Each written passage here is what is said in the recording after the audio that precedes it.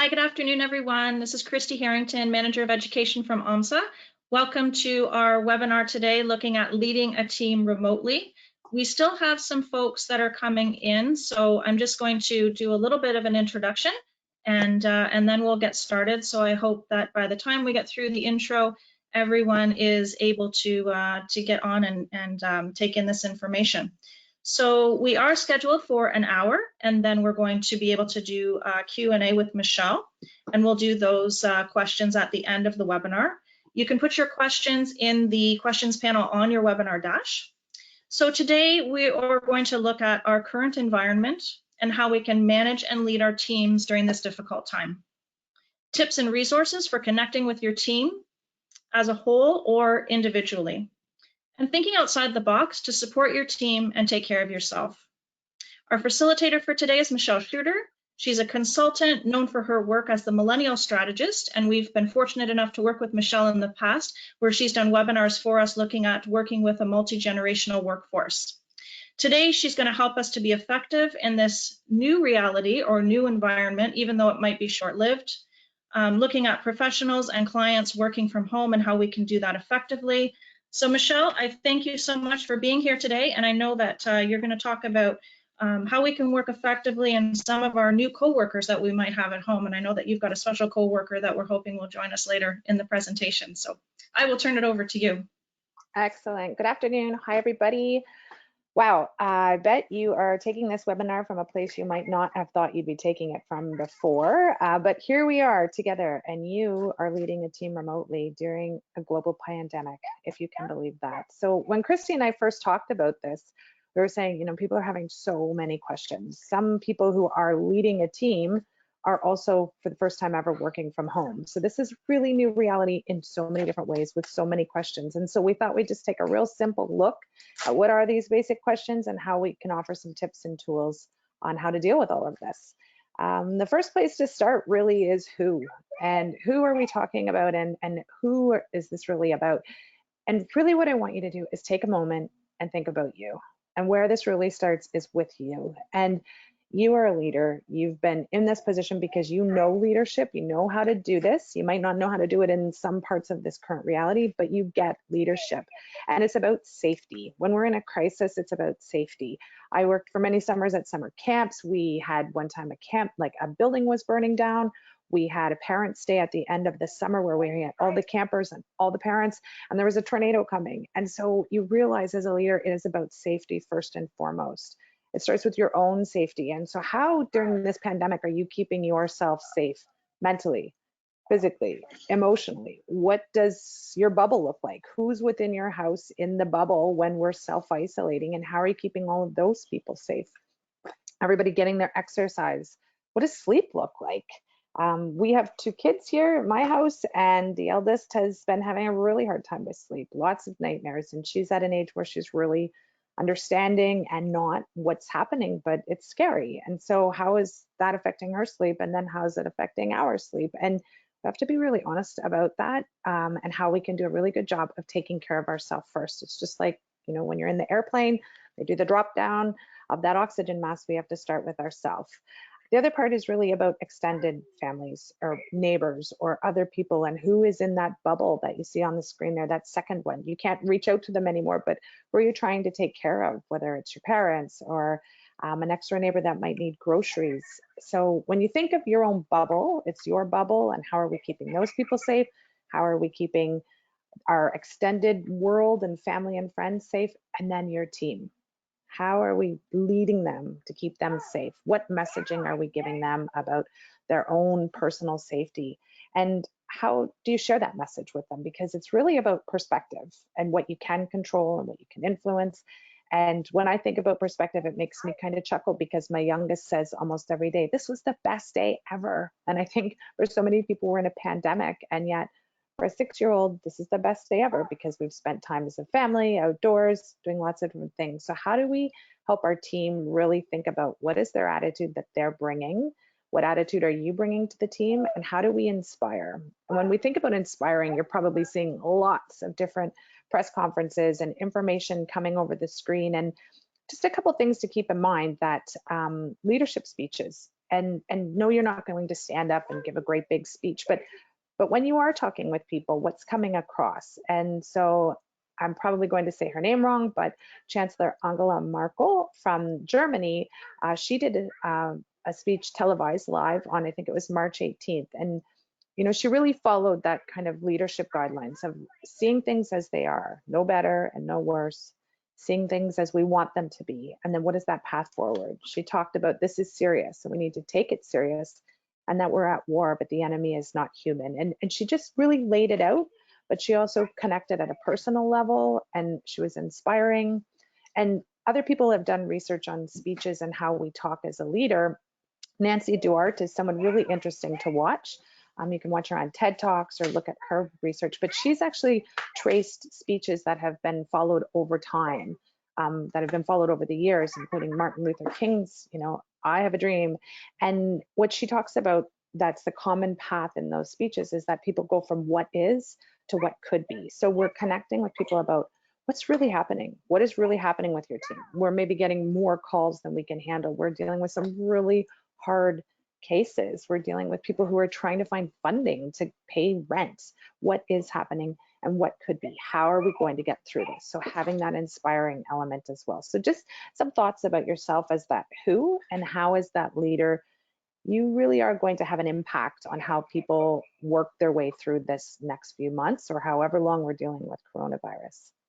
The next question really about why. If people are asking you why, kids are asking you why, coworkers are asking you why, you know, you might have spent a lot of time as a team working through what's our mission, what's our values, what's our vision or our motto. And sometimes those types of workshops might have felt a bit, why are we doing this? And really, what's the difference between some of those words? But now is the time where you can go back to that material and say, what are our values? And our values stand the test of time. So in the moment of coronavirus, a global pandemic, maybe we're about servant leadership. And so what does service look like? And if you are standing there as a leader feeling like you're getting people coming at you from all sides and the pressure is just more than you can handle, it's about taking a step back and saying, how can I deal with, you know, providing good service in a way I'm still breathing, I'm getting this going, and what does that look like?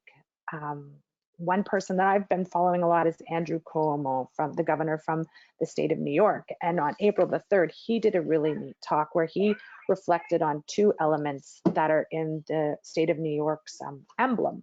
And he talked about the words Excelsior, which is the state motto. And he was saying about how that means ever upwards. And it was very aspirational. We can be better and we can lift ourselves.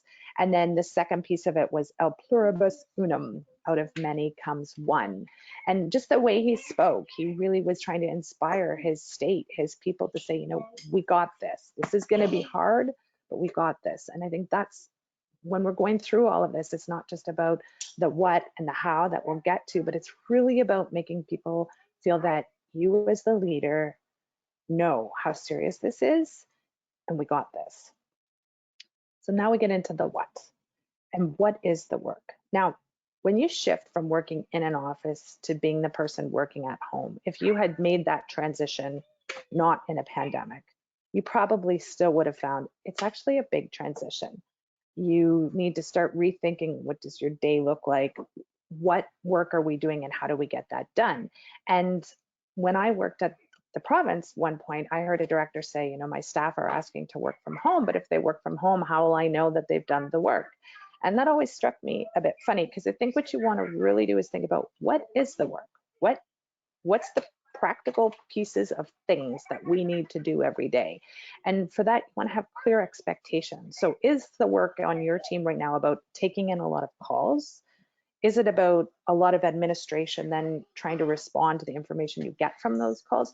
And what does that mean for your team? Do they have to be at a computer or on a phone for 8 hours of a day to get the work done? Or are some people saying, I can't do that? I also have kids at home and I can't physically be at that computer answering calls for 8 hours a day. So how are you coming at this as a team? Maybe some people have more capacity to do that than others. And maybe some are saying, look, I could work from 7 to 9 at night and I could do some administration, but I can't do the, I'm sorry, just 1 second, okay? Just one moment, please. Can we turn that doll off? Okay, perfect example working at home. I'm very sorry. I have my office coworker is 6 and she is basically trying to take care of her children here. And one of them in the land of 2020 actually talks. So I do apologize about that, but we're going to turn that doll off right now. Thank you. So once we figure out what those expectations are, then we want to make sure we've got the right tools for the right job. So people want to make sure, you know, my office door is always open. Does that mean you're sitting at your computer every day, or do you have a cell phone? And if there's something urgent comes through, could someone reach you with the cell phone, and would that be better? Then you can feel like you can still get your fresh air and come back to work. So I think we have to be really mindful of our teams right now, because some people may feel that the stress of working at home and being worried that they will be seen as not on at all times can be so great that it can make the problem a lot worse, and it really can impact productivity.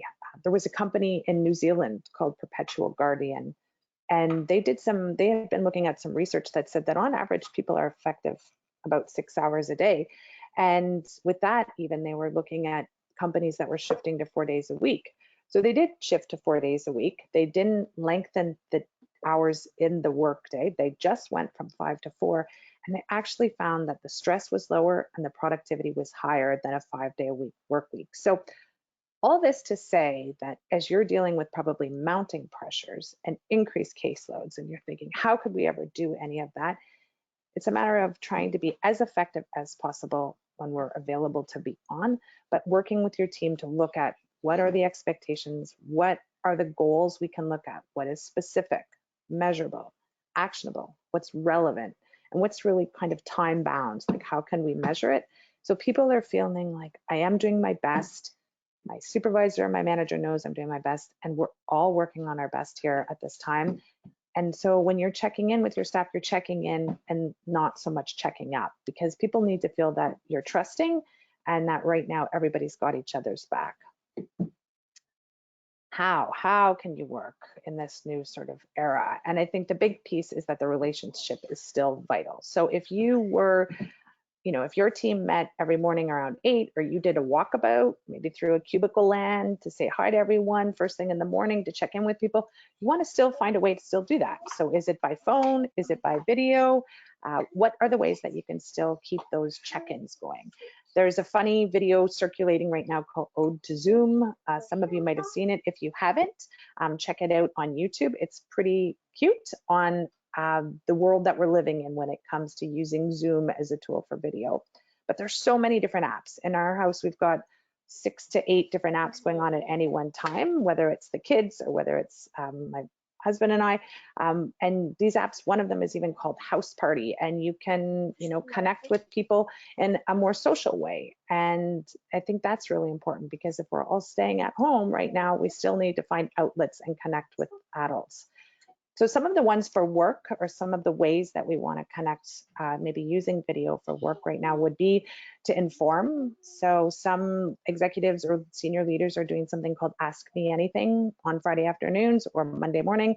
And that's really making sure that people feel you're being very transparent about what you know, about the numbers, about any changes maybe in operations, but keeping it very transparent, but from a senior level, showing that we're all kind of vulnerable, we're all doing this from home, and what does that look like?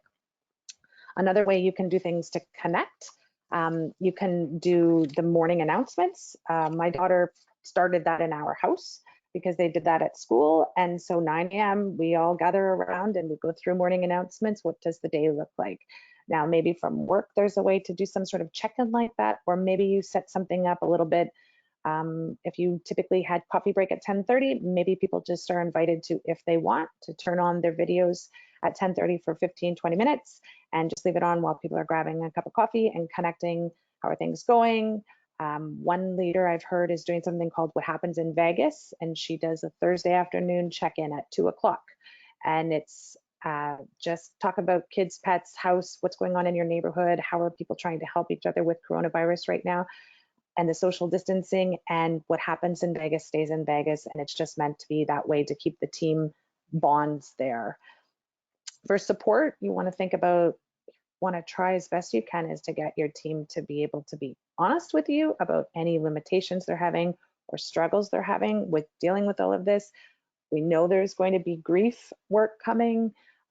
What is that going to look like? And is, you know best, you know either the teammate or the personnel best, you know who would maybe use video better for that, or phone, or how you can find ways to support people. For praise, another simple thing we're doing, again, invite your staff to use what's coming out of their family. One of my kids, that their school mascot is a husky, and so they have husky hoorays, and every week people can nominate each other for husky hoorays.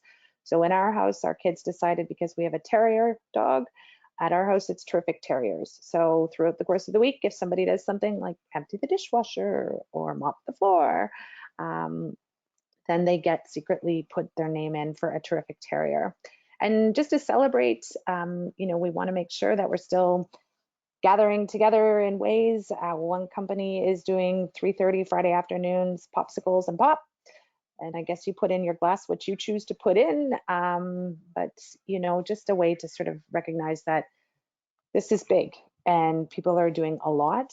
And let's just make sure we're all sort of also celebrating as best we can the small wins together. So, and just a note about that, obviously, we want to be mindful too that, we do things like they have been talking about it even on the news about the use of alcohol or other things, and that definitely is for after hours, not throughout the course of the day. So the last point there is just around things like dress code, lighting, microphones, background, kids and pets. So here's me thinking I'm doing a great job of that, and yet the background noise is still too loud. So making sure people know, please tell me if something is not looking good on the video, if the background noise is too loud. Everybody needs to be really honest about that right now, because there's nothing worse than sitting through an hour call with the sound of a chatty Cathy doll happening at the same time. So that's the how. And when we get to the when, there's nothing more important, I think, than your daily schedule. So we started with our anchor items. So any kind of key calls, or the other big anchor items are, if you have children at home, those are big anchor items as well. So if you have little people at home, that are still napping, that nap is key for you to figure out, and for your team to say, okay, well, let's see what we can schedule. What's so like the critical thing where you maybe need some quiet? How do we put that in around some of the core or the anchor activities? For us, we did an integrated schedule. The other part of that is, if you have a spouse or a partner that you're living with and you have kids at home, I've seen many families with children under 6 who are saying we cannot both work at the same time. And so that's a whole new balancing act that's going to take a bit of time for people to figure out. And you're probably already starting to see that with some of your staff, that you're having to support them as they're figuring out a whole new relationship with their partner at home, because now you're not just co-parenting, but you're co-parenting and you're homeschooling or child minding while you're trying to work at home with your new technology glitches and everything else. It is a dance. It is something to get used to if you had just gone from office work to working at home with a spouse also at home, or a partner also at home. But if you've added children to that, it is a whole new world. And so how do you look at your day, find ways if you can to build in consistency? We've started where we have our morning announcements at 9. We get kids and pets out for a walk from 9:30 to 10:30. We came back, we did school until lunch.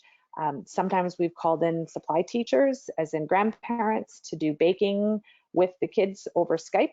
Our kids are old enough that they can kind of do that with grandparents supervising that over Skype. So that's been a fun bonding thing with grandmas. And, then we've kind of carried on throughout the day. But it's a juggling act. And I think just being really mindful, supportive of your team, and bringing these kinds of conversations up, like what kind of schedules are you using in your house right now, is really big. And then we get into our where. So we've lost our commutes, and some people are saying, this is amazing. I actually don't ever want to have to go back to the office and deal with that commute, especially if you're in a bigger urban center. But what did you do on that commute? And this, I think, is really big, especially, I shouldn't maybe say especially, but I hear a lot of moms talk about that was sort of their space from when they left one orbit and they went to the next.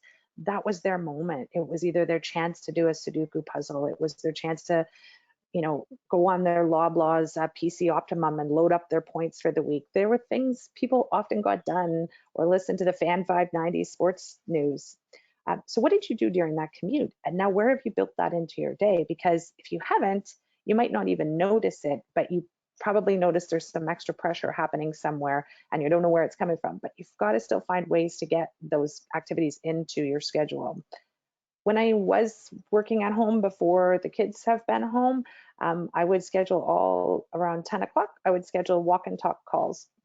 And I would do any meetings where I don't need to take notes.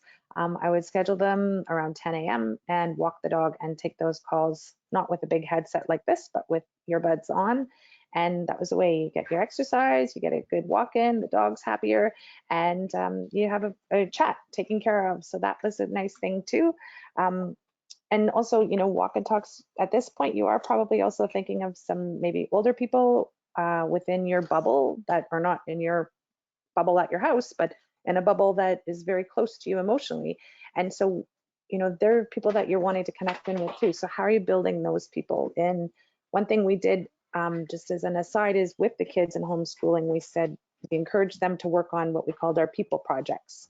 So they each picked a person. One picked Billie Eilish, one picked Bob Marley, and they did Google research, you know, through speech to text, and found out different things about them and created a bit of a presentation. So we had that for the course of 1 week, and we encourage grandparents to do it too.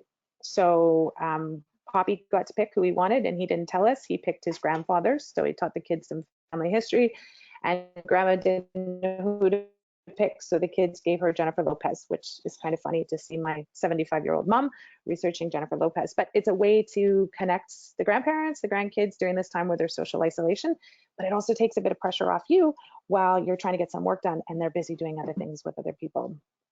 Last two there are just around the serenity zones. Are there spaces in your home that you can actually make off limit for work? And some people find working in your bedroom is good space, and that's fantastic. But some people say, no, thank you. That one needs to be just reserved for me. So just think about that. If there's some spaces, I know one family put a tent in their backyard on the deck, and they said, if anybody needs quiet, there's a good space to go to. And then the last one is the ergonomics. I've heard some people saying that they wish that they were in physio or OT because they have a feeling that when all of these people after 2 or 3 months of working at home are going to have lots of sore necks and shoulders, but maybe there's an opportunity for you to work standing up now or to move about in a different way. So there's something to check. So I think once we've kind of gone through the who, the why, the how, when, and where, you really want to just remember that as a leader, you do know how to lead. And yes, this is a new world, but how by taking care of yourself and starting there and working your way out and thinking about how what you're going through connects into that empathy for your team, and then looking at that empathy with your team and saying, imagine this is what we can also share with our clients, is going to be a really effective way to do your bottom line goal, which is you want to make sure that at the end of all of this, you still got your people with you, and that's what you're really hoping for. So before we sign off, I just would like to ask my office coworker here to help me out with our I'm hoping that the sound works. So this is my coworker Mallory, and Mallory's going to read this slide for you. Okay, go ahead, yeah. People will forget what you said, people will forget what you did, but people will never forget how you made them feel. By Maya Angelou. So thank you very much. And I'll turn it back over to Christy now. Thank you, Mallory. You can go play, okay? Thank you, Michelle and Mallory. That was great. Good work, Mallory. Well done. So thank you, Michelle, for a very engaging and insightful presentation. We do have one question from Tara, which I think is a really good one at this point, and I'm wondering how we both might answer it. In some situations, staff have been deployed to other departments. So how do we keep engaging with those individuals? They may be prevented from team calls, given that they're deployed to other areas. Any thoughts? Do you want to go first, Christy? Yeah, if you want to, sure. Well, I personally think that right now we need all the people in our network. So I'm not sure if they're not allowed to speak with you, but I would think that if they're being deployed elsewhere now, but the intent is that they'll be coming back, that I would still try to do a once a week, even if it's a half hour, and even if it's not a social call as in let's have a party, but just some sort of checking in call. What's it like where you are? What are you learning that might be able to come back to our team someday? If there's any opportunity for that kind of half-hour connection once a week, I would see if there's a way you could build that in. Is that helpful, Tara? I'm also putting a question. Someone had a question that I don't think Michelle and I could really answer effectively, but it's really about people who are in fear of losing their jobs and how to deal with that anxiety. And I mentioned to the person who asked the question that we are going to be offering other webinars in the coming weeks around dealing with anxiety. So I hope that you guys can all join us for that. But what I've done is I've put that person's question in the chat box because I'm sure that all of you have some really good best practices that you could perhaps share with this individual. And at this point on a webinar with over 200 people, that's going to be the best way to share that kind of information. So I encourage you to go to the chat box and contribute to that if you can. If there are other questions, if you would want to put them into the questions panel on your webinar dash, we can certainly get to those. I'm just kind of going through and seeing what else we have.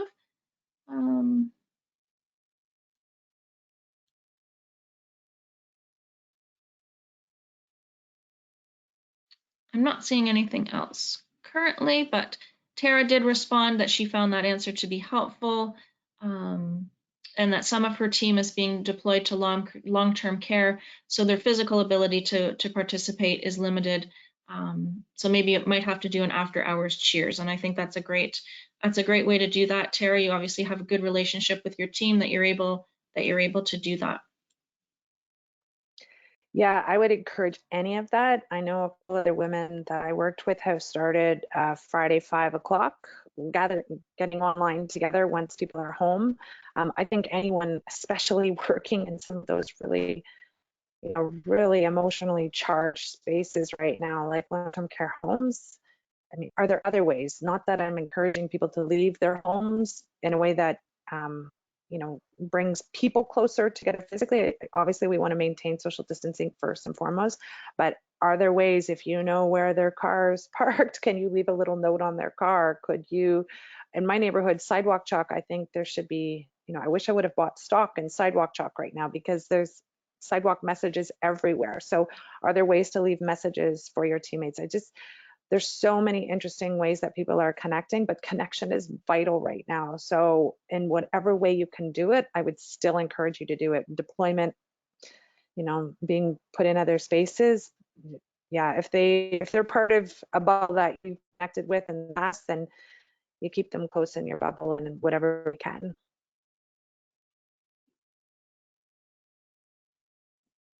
Okay, so I'm not seeing any other questions. Oh, sorry, I might have missed one. So Valerie has just shared that the Psychology Foundation of Canada has a number of resources that address COVID-19 stress. So we will include that. I'm going to tell everybody at the end of the session, as well as in the email that will include the evaluation. We do have resources on the OMSSA website, so I'll point you in that direction that you can find other resources as well. Perfect. So Bruce is asking, how do we review home schedules with our staff? So how do we coach them to manage their work-life balance when both are so closely integrated?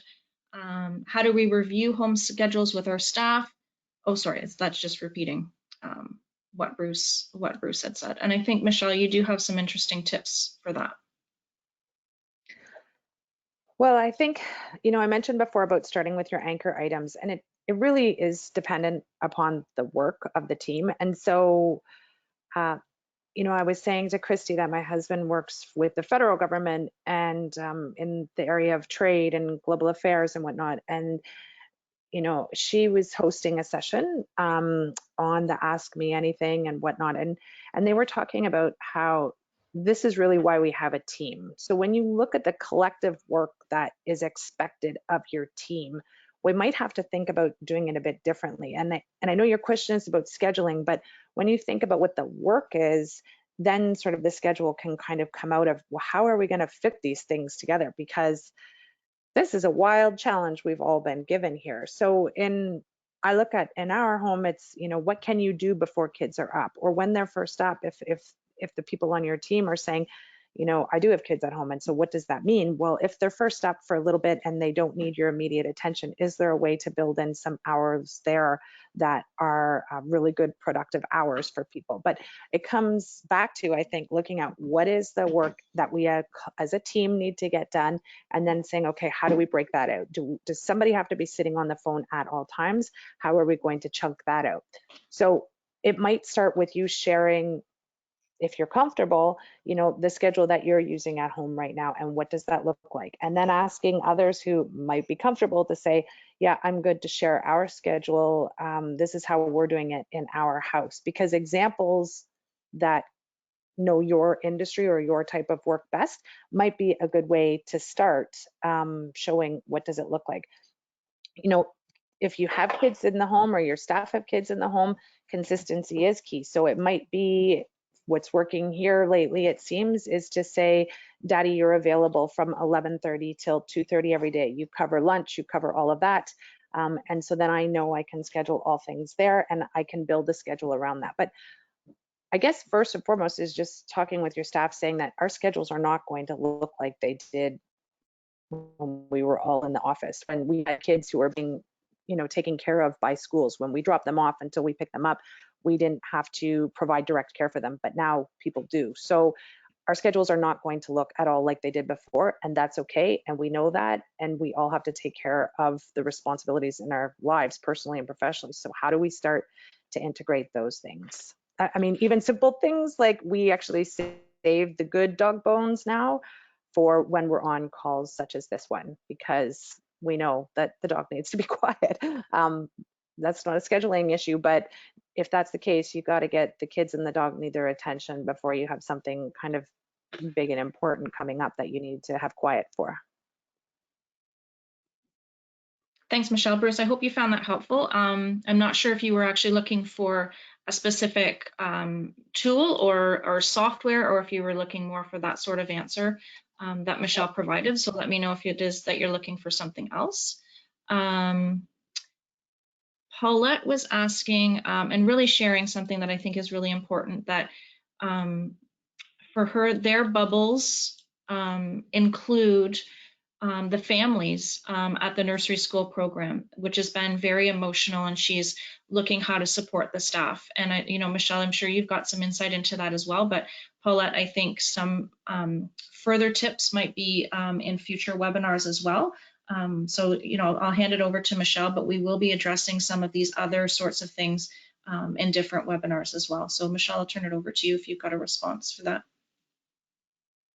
If I'm understanding the question correctly, and I apologize, Bruce, if you were looking for software there about scheduling, for the families, the staff that are working with families in childcares, I think one, you're probably going to find, I don't know if you're seeing this already, but I'm seeing a lot of amazing sharing happening between different locations across the province. I get a lot of feed from Chatham-Kent, and you know, some really fun stuff there where people are. One woman actually was out in her barn with goats all around her, reading a story about goats and farm from her farm to the kids that she's typically serving through Facebook. And of course, then it becomes, well, how do we connect with our families on Facebook? So seeing if there's any way that you had any social media or digital tools that you've already been tapped into these families, and then finding ways to really magnify that. But I think your point is so bang on, because the families are needing it, but I really think the kids are needing it too, because there are a lot of resources out there for parents and how to keep things interesting. In our neighborhood, there was a Facebook group for families, so there was a lot of families had already joined up to that, and I don't know that any childcare centers in this community would have been aware of that because they don't live here, but there was a residential one, and they've got a schedule every 2 days. It changes what funny things we put in the front windows, or what funny sidewalk chalk is being drawn on the streets and sidewalks. So there are people doing a lot of different things. I think connecting in with the families and the kids is vital, and there's just so many resources out there already happening for that. I think, like Christy says, there's going to be another session that's going to tap into that a bit, but it's really key. And I think just reminding your staff too that they are doing their best, and if they have ideas and they're saying, I wish we could do this, then let's put that wish out there and find a way to make that wish happen. There's got to be ways to make these things happen. How can we do that? Yeah, and I don't, Keith had a question just about multiple team members and differing schedules. So Keith, I'm not sure if that question was answered when looking at sort of those anchor items that your team must cover, and then how do you sort of build in those other things with other folks. So let us know if that question's been answered, or if you're looking for something more. And I'm Christy, just scrolling through to see. Sure, go ahead. I was just going to add one thing from the work that we used to do on different generations. An interesting thing that often would come up is that, and forgive me if I've got this all wrong, but just something to keep in mind is that I think Gen Xers and baby boomers often feel that leadership means we need to solve a lot of these answers and solve a lot of the problems, and that's our role as a leader. And I think through the research that we had done in Millennial Strategists and on the different generations, millennials don't come at it this way always. It's okay to give them a challenge, or to give them a problem or something you're trying to work through. So I think when it comes to that kind of being creative and how are we figuring overlapping, integrating schedules, all that stuff, see if there's a way you can get the team to help. And your team best. So if people are way too overwhelmed and there's too much pressure, then your team and you're the leader and you know the pulse. So then don't go there. But if you feel like, what, maybe we should just bring this up and say, I know a lot of you are struggling with these schedules and I'm struggling as a leader. Does anybody have any ideas? Are there any tools or apps that you're hearing about? Are there other ways that we could come up with this? When the assistant deputy minister was speaking about the Ask Me Anything, and she had her kids kind of back in the background and showing what her reality was like. It was interesting to me that, staff have children and youth and teens of all different ages. Are there ways that some of those teens, they can't go out and babysit right now, but could they do something for maybe another team worker who has younger kids? Could they send something out before a staff meeting to all the little kids that they could do on a separate screen while the team members are having their own call? So I think this is maybe that turning point where we shift from that leadership feeling that we need to be problem solvers to leadership's leading teams to solve some of these problems as a team. That's a really good suggestion, Michelle. Thank you. I'm just going through the question panel. I don't see any other questions, so I'll give people another minute or so to put in their questions. And as that, I'll look and see if there are any other questions. But in the meantime, we will be sending out an email with an evaluation right after the webinar. And that email will include resources that OMSSA has on their website, not only for working from home and working with teams, but other COVID-19 pieces. And as well, Michelle will be doing another webinar for us tomorrow that looks specifically at tips and tools for working from home effectively, your environment, getting your tasks done, what it feels like to be working in this environment now, and how overwhelming that can be, and some of the things that we can do to maybe mitigate those. So I'm just going to do another quick run through, and I'm not seeing any other questions. So we did end a little bit early, but again, I appreciate everybody taking the time to join us today. And I hope that if you have time, you can join us tomorrow if you're not already signed up. And please keep a lookout for other webinars that we're going to be offering on a number of different topics to try to help members through the situation. And I think you can certainly email me at any time with any of your suggestions or needs that you might have in the professional development area. And I will now sign off, and thank you, Michelle, again for everything, and I look forward to seeing you tomorrow. Okay, thanks very much. Thanks, everyone. Have a great day.